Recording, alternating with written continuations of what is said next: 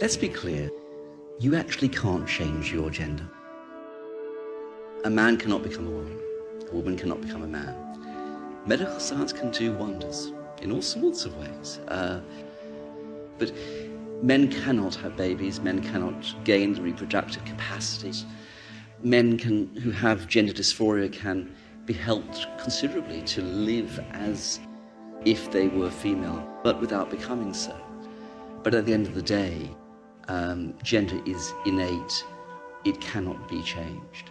So what do we mean when we say that a little boy can go to school on one morning as a boy and become a girl?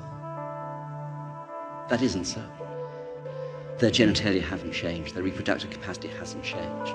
There is a belief, and it is a belief, that somehow your gender is something in your head and your genitalia is something in your body, and they can be different, they can be distinct. But this is not a scientific belief. It is a quasi-religious belief, to be quite honest. The belief that your gender is something different from your genitalia. It is self-evidently not so. This is not to say that there are not some people who suffer dreadfully from what psychiatrists call gender dysphoria, or used to be called gender identity disorder. Whether these problems are hormonal or in the womb, or whether there's some explanation otherwise for them, there's a very small number of adults, mostly men, I have to say, mostly men, who feel they'd be more comfortable in a woman's identity and persona. There are a few women who feel they'd be more comfortable if they lived as men. This is real, it is serious, it is very, very troubling for those people, and they need all the support and help they can get with dealing with this difficulty. But the notion that as human beings, our gender is somehow different from our genitalia, it's honestly nonsense. And we need all just to say that. There was a general note explaining that there would be a cross-gender child starting.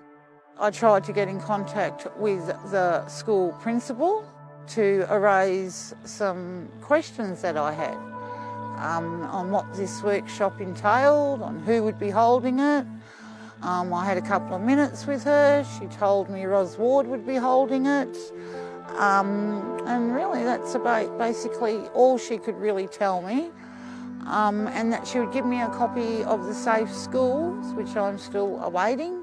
I had no idea our school was mixed up in the Safe Schools, as we had no prior notification that that was going to be introduced. So yeah, I was very alarmed.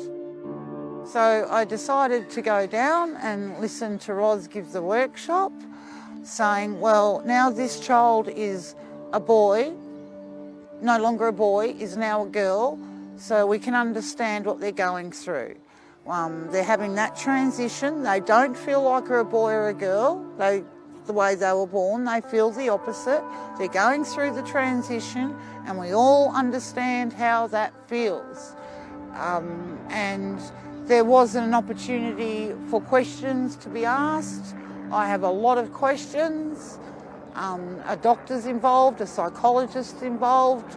You know, what came to this conclusion of this child changing his gender? So yeah, I'm just a concerned parent that wants answers.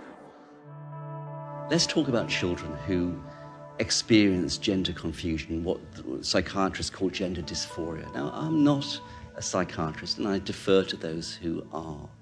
But I have read the research on this, and what it shows is that of children who have gone to specialist clinics to deal with this problem, so these are children who are deeply troubled, have been referred by their doctors, probably referred by a psychiatrist to a specialist clinic, as many as 85% of those children resolve those problems by the time of puberty or a little bit later.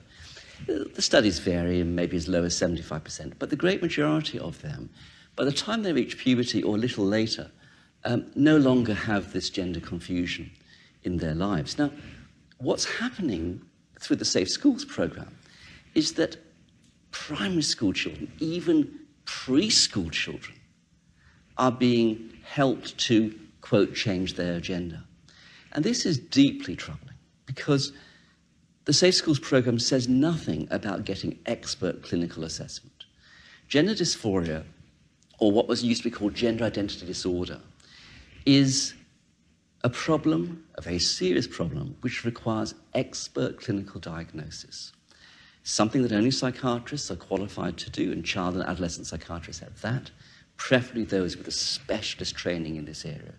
It's very complex, and the treatment of it is very complex. But Safe Schools makes no mention to schools and school principals or others of the need to get psychiatric assessment, the need to get expert clinical care. It talks about children being allowed to transition from one gender to the other, that is, to boys to become girls, or at least wear girls' dresses, and so on, and take on a girl's name, without that support. Now, that is horrifying. They're teaching my children the opposite to what I'm trying to instill in my children. People might call me a homophobic or something, and I can assure you I'm not. I have gay friends. We love everybody. We have compassion for everybody. But just, yeah, he just doesn't agree with a child at such a young age being able to make such a big decision. I asked him if he could make such a decision, and he fanatically said no, you know, that he could not make such a decision, especially at such a young age. What do you do when this happens in your school? What do you do as a mother or a father when you discover that this material is being taught? I think you need to say to your children unequivocally that what they are being taught has no scientific base, that what they're being taught is simply wrong, and that even if they're taught this in a science class, they should challenge the teacher and point to papers that have been written and reports which have been written which simply show the error of the figures, of the ideas in the Safe Schools programme. We cannot be silent on these issues. We need to go to the P&C meetings, we need to talk to the principal, we need to protest, and we need to give to teachers and school principals other material that helps them to know that the Safe Schools programme, even though it has come through La Trobe University, does not have a sound scientific basis, that it simply doesn't present accurate material to kids. Now that will be very challenging. Principals and teachers will say, but we're the authorities on this. Well, maybe, but they need to look for the research for themselves. They need to be asked to read the scientific papers for themselves. And it's very important that parents realise that they have power in this situation. Even in state schools, they have power. And they have power at the ballot box. No government which promotes the Safe Schools programme should be unpunished at the ballot box. We have a lot of very troubled young people in our population. We don't need to confuse them with ideologies which say that their gender isn't what it really is. We can deal with the few with expert clinical and pastoral care. We do not need to create confusion for the many. And that's what Safe Schools does. It creates confusion for the many.